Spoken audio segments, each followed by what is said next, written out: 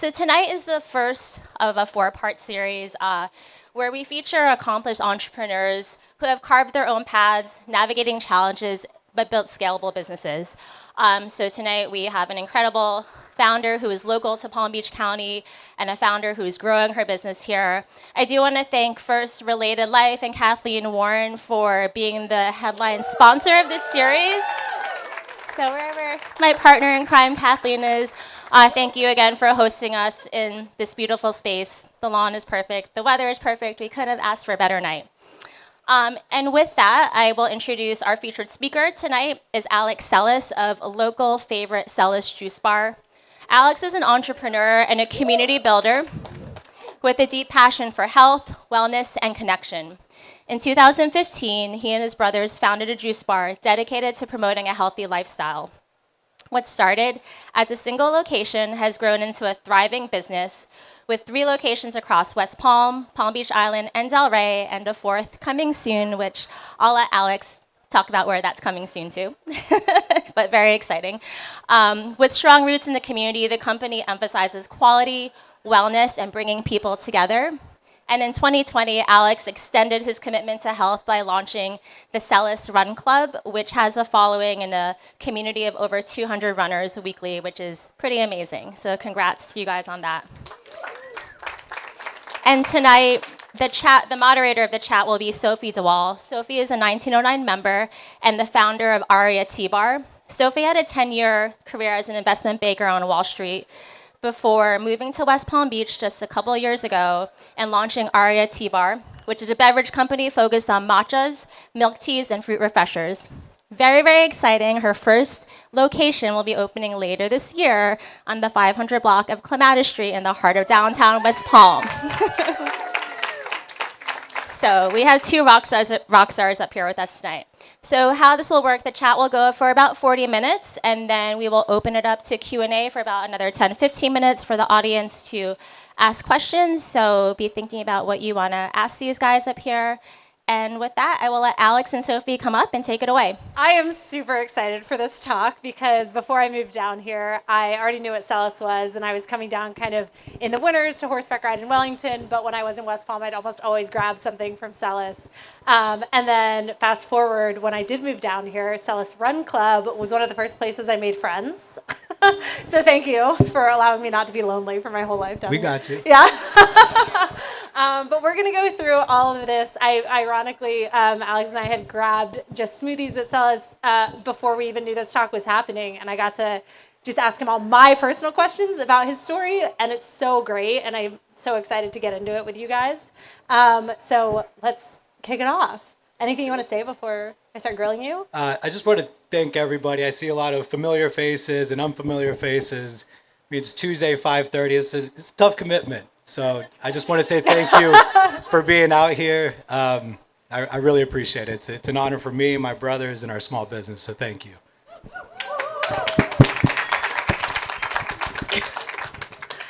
Okay, great. So just to kick it off, can you tell us the background of how Celis got started, family business, obviously, or maybe not obviously, didn't quite start as the concept that you see today. How did that happen? So that's a lot. I could take the whole 40 minutes to explain everything. But long story short, my dad has been in the produce business since 1989. He always ran a small book of business, but growing up, we would just be around fruits and vegetables. It's something that we grew to know at a young age, working at farmers markets when we were 15 years old, 16. But you fast forward after high school, we took a different path, and later on in our career, we came back to the produce business. And the way that happened is I was signing into my Bank of America account, and they had done a small business like spotlight story for a company called the Fruit Guys in San Francisco. And they delivered handheld fruit to all the tech companies in San Francisco. I was like, wow, this is very interesting. It's the produce business, but it's a lot more modern. It's e-com based. So I started doing research, and I realized that there was a small market for it here in West Palm. 2 months later, I quit my job. Me and Felipe started getting produce orders in, organizing shares. My brother Camilla was out doing deliveries, and that's how Celis really started. It started as a home and office delivery service throughout Palm Beach County. Then we got into green markets, and then from green markets, we found our first brick and mortar in 2015, right off of Dixie. Felipe actually found the location. There was a lot of people like, that's not a good spot. There's like really nothing in that area. You look at it now and there's a lot happening, but when we were there, Palm Beach Post was like hanging on by a thread. There wasn't a Starbucks. There was really nothing. It was just us. So we were like kind of pioneers in that area. And it was a hard first few years. But there's a lot behind that too, a lot of pivots and changing our business model and figuring things out. So amazing. And so when you first opened that location on Dixie, was it, the menu that you see today, or how did you grow from what you started with to what you have now? No, so we wanted to be our first, like, what we really wanted to focus on was selling produce, and specifically organic produce. So we had a bigger produce market than it was a juice bar, and then we had some market items. We had legit 3 juices and 3 smoothies on our entire menu. That's all we had. And now you look, we have a full breakfast program, a full coffee program. So when we first opened, a lot of people would just walk by our produce, go to the juice bar and order a juice and leave. And we're like, all right, the produce isn't working. What do we do now? So then we start taking the produce away, bringing the counter forward, adding more space to add more menu items, and then revisit that again because now people want eggs. And we're like, all right, let's get into the egg business. So move the bar forward a little bit more. And then you fast forward from 2015 to about 2019, that's when we really started to figure out what our business was. And it took a long time, and we were in the reds for a long time, trying to figure things out, and a lot of sacrifice came with that. But we just had to listen to our customers in that moment because there wasn't anything like it. There was similar markets, but we were so small and so boutique, and we just had this idea, but I didn't want this idea that was a dream lead to like our demise because we didn't want to listen to people. So that's what we did. We had to pivot many times, and now Celis is what it is. We got the new blueprint, and now we're expanding. Yeah. Okay, I'm going on a question that I just thought of that's not on the list I sent you. Mm-hmm. But how do you guys, as like brothers, work together in the business? Like a family dynamic in a business, I feel like that can be tough. It can be great. How does that look for you guys? I mean, there's ups and downs for sure, but we all have, yeah. I actually got this funny joke. We were working one day at the juice bar, and I'm at the register, and Camilla's working the smoothie bar, and this lady's like, it must be so nice, like you guys working together, you guys must never fight. And Camilla's like, yeah. Like the blender starts going off, and he looks at her and he goes, save me. That'll stick with me forever. But our dynamic is great. We have so much respect for each other, and we all work hard, and we all just put a lot of blood, sweat, and tears into this business. There's no way I could look at any of my brothers and just be upset over like just minuscule things. We always talk through it, and sure, we fight, but there's always that mutual respect that just grounds us again. Yeah, that's great. And so you mentioned a couple of times earlier, there have been a couple of hard parts of your journey. Mm-hmm. What was the hardest part of getting to where you are now in that period? I don't know if it's the 2015 to 2019. I don't know if it's after that, but what's the hardest part and how did you get through it? Sales. Fair. We were really slow in the beginning. There was some days we do okay. Some days we're very slow. Sundays, a busy day would be $150 in sales. And that's one person working the register, which was normally Felipe. Me and Felipe had to clean offices at night just to have like that supplemental income. But we just had this idea that it eventually will work. We just don't know what the formula is right now because there is something about the customers that were coming that loved the concept, but there was just something missing, and we had to figure out that missing part. I lost my train of thought. How did you get that feedback from the customers to actually grow and make sure you were getting them what they wanted? We're just very personable people. So our customers became friends. And then those friends would start throwing in their 2 cents from time to time. And then we'd be like, all right, we heard that somebody wants an egg sandwich like 700 times this month. Like, it's time to make egg sandwiches. Yeah. But it's hard when you're you're bootstrapping your business, and it's not as easy as it sounds. Like, oh, we'll just do it. And it's like, well, I don't know how to produce egg sandwiches like on a mass scale and also be like food safe certified. So then we had to hire a chef that was at that time like a salary that was double mine and Felipe's. I think we were paying each other like 25,000 a year. Wow. At this time. And then this guy comes in like 55, big shot chef. And we're like, all right, you better be the golden ticket here. What was he? No, it was slow at the beginning too. We started launching sandwiches, and this guy's like fully decked out in like a chef coat, and he would sell 3 egg sandwiches. And we're like, all right, now we're from like literally from the ground again. But we saw that the food sales started to go up, and now food is our biggest selling menu item. Yeah. And so you have multiple locations now. At what point did you realize you were ready after all of this, going through the chef, going through the pivots with the customers, ready to open a second location? Was that something you were looking for? How did that happen? So 2020, during COVID, there was a few months where our business did take a hit, but people started to realize like, hey, we're all takeout, we're selling juices and smoothies, and it's all health and wellness. And we started seeing more and more people trickling in, and also more people were starting to move down to West Palm because we just had different laws when it came to COVID. So I just think it was one of those situations where everything met at a perfect time. Like, we already had all the products in line that most of our customers wanted. We had a time where a lot of people were moving into the city. And we had a time where a lot of people were more interested in health and wellness. So it was just this perfect situation to be in for a small business that already had some recognition, but we just had a few dents. We're like a pre-certified new car, or used car.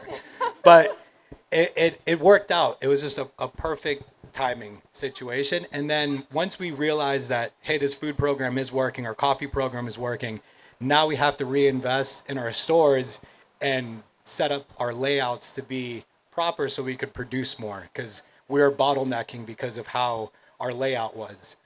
So we had to basically start from new. We had to bring in an architect, hired a designer, completely gut out our Palm Beach location, do the same thing with our Dixie location, and then now we have our blueprint, which we did in Delray, and we're also going to be doing in Nora. Okay, nice. Yeah, do you want to talk a little bit about that Nora location, and even just how you're approaching the different markets? West Palm, is it different in Delray? Are you expecting it? I mean, Nora's West Palm, but obviously it's a different area. How are you thinking about that and being ready for the different customers maybe, or whatever?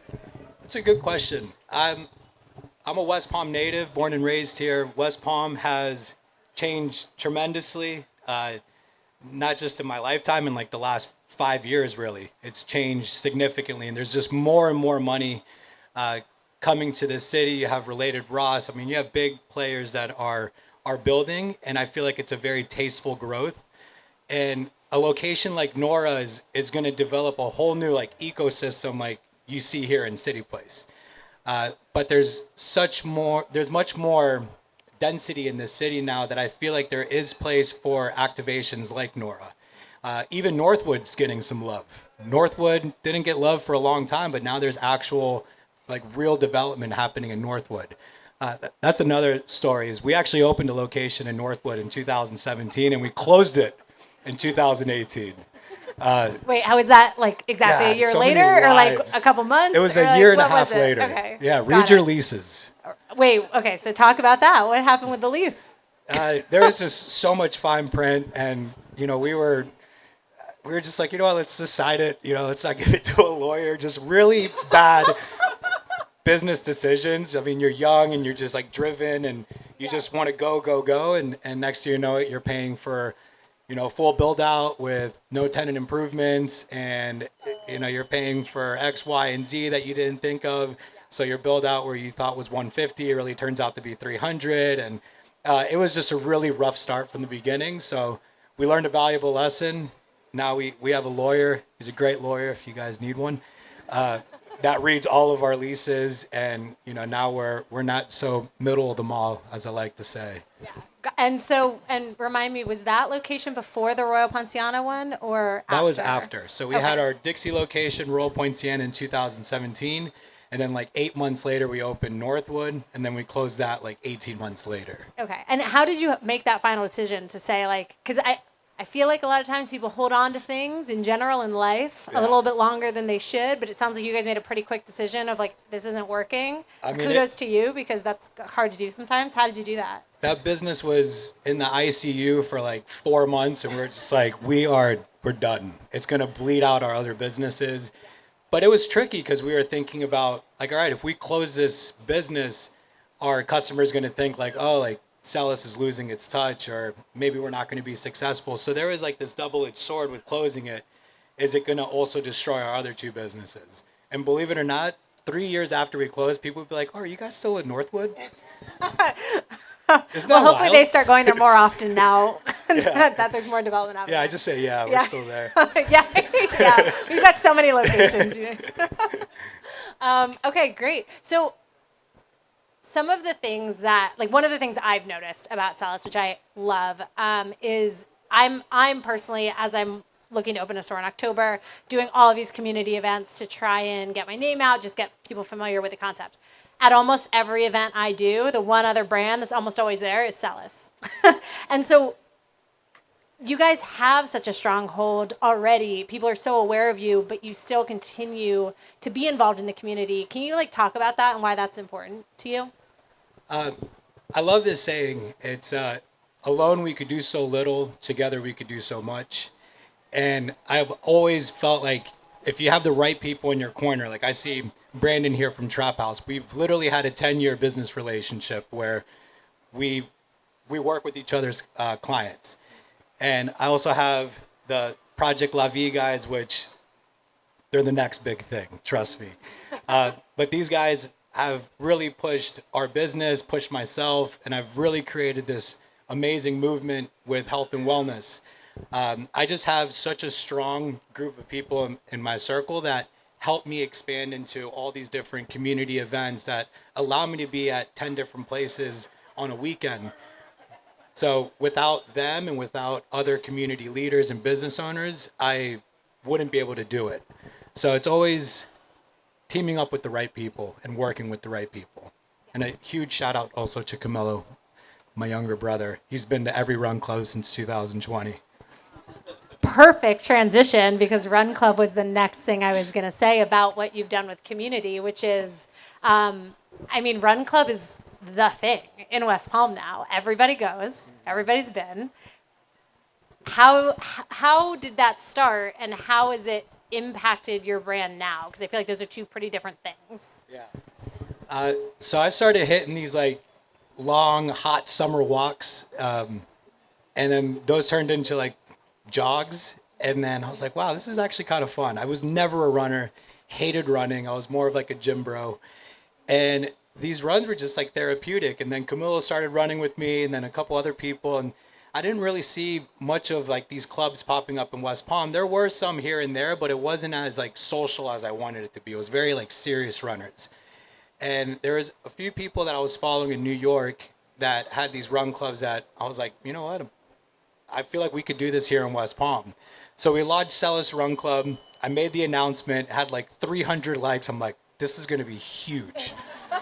6 people showed up. And it was like that for a long time. It was like 6 to 10, 12, 15. We were thrilled. And it dropped back to 7. And it was back and forth for like the first 2.5 years. And then I was about to pull the plug. And I was like, you know what? I'm going to treat this like a business. I'm going to create an actual Instagram page for it, because everything just lived on the Celis Juice Bar page. I'd post our schedule there. I would have a website with, sorry I keep looking at her. I should be looking at you guys. I just realized that. I only posted it on the website and on the Celis Juice Bar page. So I was like, let me give this like one last like push. So I created the Celis Instagram page, created an entire Celis Run Club page within our website, and started pushing it. And then the Atlantic Current did a story on us. City Place, shout out to City Place for hosting some of our run clubs here on Saturdays. And it just started gaining some crazy momentum. Now we were getting 40, 60, 80, 100 people out. And then we're coming up on our 9-year store anniversary. and we were doing a run club at our Dixie location. And Sophie Tucker, they're DJs in the area, internationally known, but they live in West Palm. They're incredible. They wanted to do an album release party in our parking lot, and I was like, obviously, like, didn't pull permits. I mean, I just was shooting from the hip. He pulls up his '96 red Hummer in the parking lot. It's like a pickup truck style Hummer, which he used as his DJ booth. And we had 500 people in our parking lot. It was absolutely amazing. But there was a lot of repercussions afterwards. The city was hitting me up, city commissioner, landlord, insurance companies. So it was like 5 days of a lot of like fires to put out, but it was worth it. So now we go to Meyer Amphitheater and we set up every Wednesday at 6 p.m., which has actually been a good move. I was going to say, if there's one way to get that's worth getting kicked out of something, like that's a pretty good way to go, Yeah. go out. The name of the album was Bread, and we were throwing baguettes in the parking lot. There's literally bread everywhere. If you haven't seen like the social media videos of this, it's insane. And internationally known, like West Palm, those videos are everywhere. Everywhere. Also, I want to pause on something you said, which is that it took 2.5 years for the Run Club of you guys showing up consistently for Run Club to like take off, which is a huge deal. And I feel like for any entrepreneur, you have that period of like, you just consistently show up and then questioning like, is this going to happen? And then look at that. It just took off. And Sophie Tucker came and made you move. Yeah, literally. So that's amazing. But also something you mentioned that is the social media aspect of, okay, you started a page for Celis Run Club. You obviously have the Celis Juice Bar page. How has social media impacted your business? Has there been strategy around it always? Is there strategy now? Like, how does that work for you guys? Social media is a huge part of our business. I love social media. I love Instagram. I mean, you have the power of free marketing in everyone's hand, and you could portray your business with this marketing. Let me look back over here. And for a long time, I've grew up doing photography, and I've always loved like aesthetics and this, that, the other, but there's just so much I could do outside of running the business and also being the face of Celis and also trying to learn how to do everything behind Adobe Lightroom and Premiere. It came to a point where I was like, I need to hire somebody. And I hired a company called Matter Brand. We've been working together for about 2 years, and they've been able to really represent our brand to the content and the quality that I love, something that I'm like really proud of. And it just shows that you don't have to like control everything. You got to delegate, and you have to spend money. I mean, obviously these guys aren't cheap, but it's something where people just want to control everything in-house. And to me, I was like, I just need to let this go and have somebody just run with it. And we work together so well. We meet twice a week, and we create all of our content and our plans and what kind of stories we're going to talk about. And it's just been such a fun part of like our business growth and development, because I would have never imagined like me having like, oh, I got to meet with my marketing team today. I mean, we're literally trying to pay our FPL bill in 2019. How big is your team now at Celis? We have total right now 50, like close to 50 employees. And does that include the marketing team and everything? That does not include them, no. Are there any other hidden teams that you're forgetting in that number? No. No, that's the. No, I don't think so. I mean, awesome. These guys are my team. Yeah. I mean, I got a big team. Cisco's in my team. Yeah. Brandon's in my team. The team's here. Teamwork.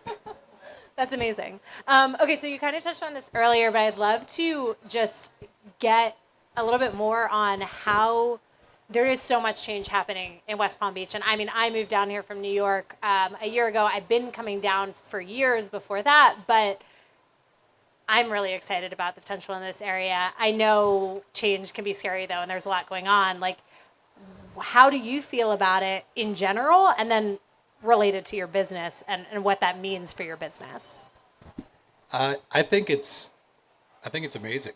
I mean, who doesn't want more people? I mean, when you're in business, yes, it's different on a personal level for some, but for us, the people that are moving down are young professionals. They're taking on great jobs. They love small businesses and support small businesses. So for us being a small business owner that's already positioned so well in the market, to us, it's just adding fuel to the fire. And West Palm, I said it before, does have very tasteful growth. And the projects that are coming have a lot of intention behind it, and there's also a lot of shekels behind it, which helps everybody. It helps the builders, it helps the businesses moving in, it helps the people around them. My friend Ricky here from Zipatillos, who has an amazing restaurant off Belvedere, his business has been growing more and more through the years, and our stories are very similar. We actually shot content today talking about our stories, how they were connected even back in 2014 or 2015. So we look back at days where we're just doing pop-ups and selling tomatoes 2 for $1 to where we are now. I mean, I'm sitting in City Place talking to 70 people. It's wild. Yeah. I mean, the growth is amazing. Yeah. That's awesome. And in terms of what character traits do you feel like you had that are most core to being able to be prepared for that growth, take on the future that's coming, which I feel like I have no doubt you're capable of because of what you've already done since 2015 and how you've pivoted and how you describe that. Like, what are those core traits that you think have enabled you to last this long and have that continued positive outlook? That's a great question. So for me, it's all about the people in your corner. And like me and Felipe and Camilo, we have a lot of discussions about the growth and where we want to go. Do we want to franchise? Do we want to look for private equity? Do we just want to be a family-owned business in Palm Beach County? And those are big decisions that you have to make, and it's not a decision that I want to make on my own. This is things that we talk about, not regularly, because right now we're just focused on Nora and getting our Del Rey location up and running. But my biggest advice there is just have really strong people that you trust in your corner, that you could lean on, that you could have these tough conversations, and don't have people around you that just yes you to death. You want people to challenge you and really think about why you want to go where you want to go. And to me, it's just having a strong support group. Awesome. I feel like is it time for questions just about? Yeah. Well, is there anything else that you feel like is core to Celis that you really want everybody to know, and then we can open it up for questions? It's core to Celis. Yeah. Anything about your story that you feel like is... So for me, the biggest thing that I've always done, and I've always admired about Felipe and Camilo and myself, we're always very, very respectful. Be respectful to everybody. Be respectful to the person doing your deliveries from Cheney Brothers. Be respectful to the pest control guy that comes and sprays. Be respectful to the mailman. It's always pays off to just be kind, and I feel like it pays off tenfold in the future. That's my biggest core value, is just be nice. Just be a kind person and be respectful to others.